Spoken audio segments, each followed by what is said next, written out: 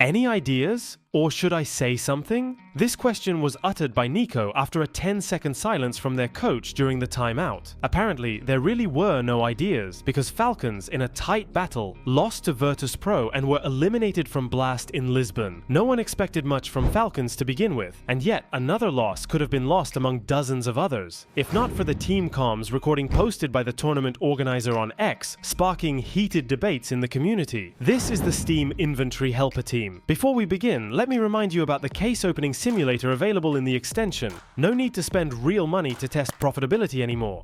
The simulator uses actual drop rates and item prices. It calculates the cost of cases, keys, and loot, building a profitability chart. You can open cases one at a time or simulate hundreds in one go.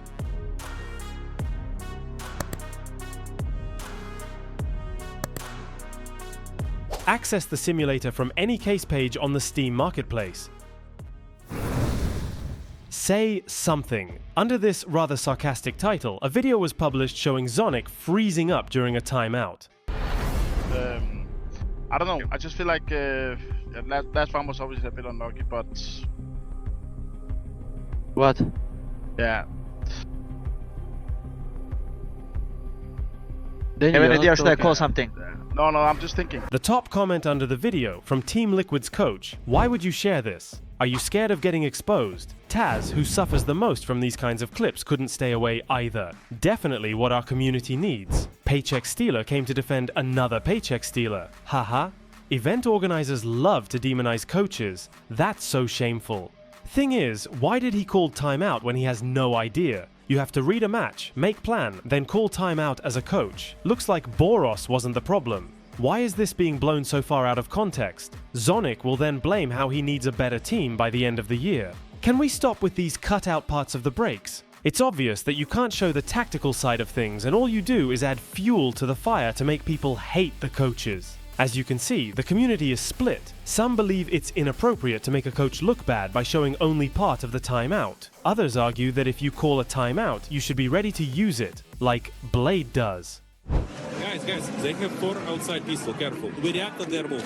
What pistols they have, I can tell you insta, is use external rush from Cat, instantly hitting hard guys, okay, for him, from Cat, for mid. Try to hit from Cat, so we together kill hard guy. Yes. If it's not rush, they can do volley of hard and break door delay and they vent. They use only one flash door. I don't know which one, but they use only one flash door and then they jump vent. Still, the idea is that they have 5 outside, they have vent drop, they have delay, break and go round, they have vent drop again, and they have delay, Nico, 3 outside. They have 4 pistols outside. We need to focus on this. We need to dictate and we must know always what to do. We need to be step ahead versus them, okay? Some coaches pack a ton of info into a short timeout. JL basically looked like he froze up. Of course, different coaches have different approaches, but the fact is, they work. Statistically, their teams win 55% of rounds after a timeout. Despite this, OverDrive decided to pour fuel on the fire of the discussion. Zonic is the most overrated figure in CS. I used to consider him a super legend during Astralis' era of dominance, but after his work with Vitality and Falcons, everything fell into place. It's the captains who build the game: Apex, Snappy, now Kixan. The coach has almost no influence on in-game setups. Maybe he's a decent fitness coach, psychologist, but there's no way to verify that from the outside. So we're the ones who invented Zonic's legendary status. In reality, he's just an average coach, and there are dozens like him in CS right now. These remarks were published by the popular channel Aussie, which caught the attention of Vitality's captain, Apex, who fired back. That's a joke to say that. I worked with Danny, and he is a crazy good coach. Helped me to before who I am today. The work ethic he has and how much he does for a team is insane. Zonic is the most overrated figure in CS. Meanwhile, Zonic won 4 majors with Astralis and one with Vitality as a coach. Won everything there was to win in CSGO Ye Defo overrated. 4 majors, 24 trophies.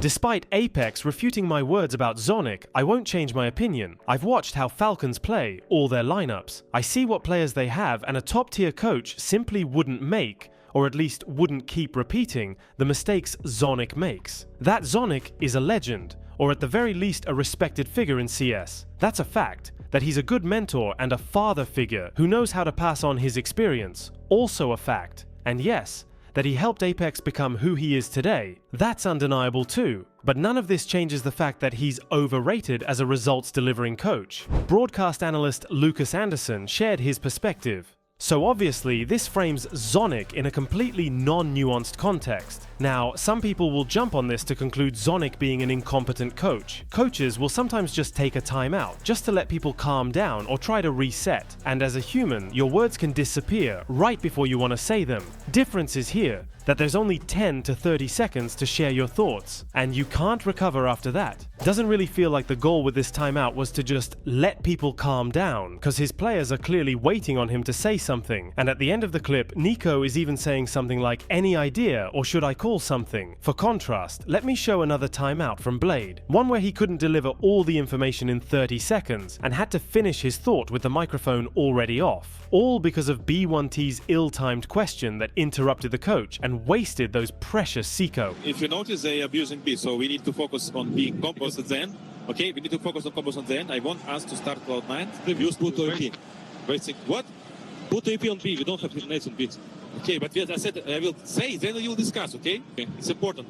Of course, things are usual. Alexei, we need to do combo. Take long, like full long. Then you play Op Canis. Don't watch there. Play Op Canis with scheme comp. After the match, Danny made an uncharacteristic post on X, "Let my team down today." But even here, he faced criticism.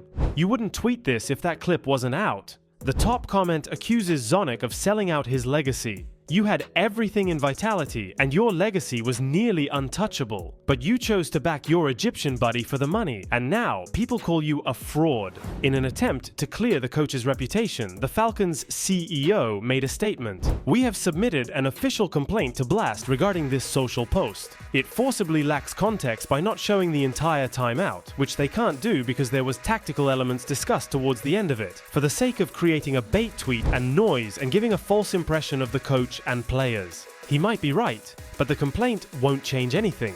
A great solution was suggested by Nell, the CEO of Croissant Strike. Wouldn't it be better to release the full clip with your approval in this specific case? That would clear up all the speculation. There is no context needed. Zonic is wasting 17 seconds of a timeout. I'm keen to agree with that, but I don't because it didn't bother anyone from Falcons when you publicly humiliated BOROS in last year's vlog. Why did you air the BOROS clip then? Did you also notice that whenever someone defends the Falcons coach, they're countered with the BOROS incident? Exactly a year ago, Falcons released a 30-minute vlog. One segment showed the team casually talking outside, where for several minutes they completely tore into Mohammed for changing his gear before a match and underperforming. Listen, obviously I felt that we could have won that game, to be fair. But a lot of circumstances did what we didn't, and normally I'm not focusing on individual performance because we can all have a shit game. But I also think a lot of it started before the game. And I have to point my finger at you.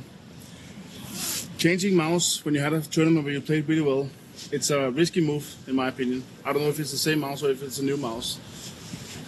Forgetting your in-ears, for me, you're totally gone mode. And you're sitting on fucking Nvidia and changing in the middle of the game. It's fine to have a bad game. But there's just so many circumstances that fucks it up before the game. And the reason I'm getting angry because I know you're fucking better than that. And you showed such improvement, but we fucking need you. The coach's words were fair and logical, but they cut the part where the players kept venting their frustration at BOROS. Point is, my weakness is my aim. Your weakness, your strength is your aim. At the fucking Katowice, you had the most insane aim. So good. Some of the most insane aim I've seen.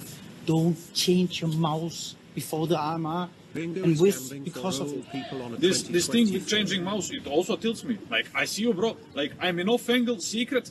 Man will spotted them crossing secret. And you're whiffing 20 bullets on a guy, jumping around. Like, I never seen you whiffing. And this is probably because of your changing mouse and settings and watching donk settings. And it just makes you feel uncomfortable. The mouse incident.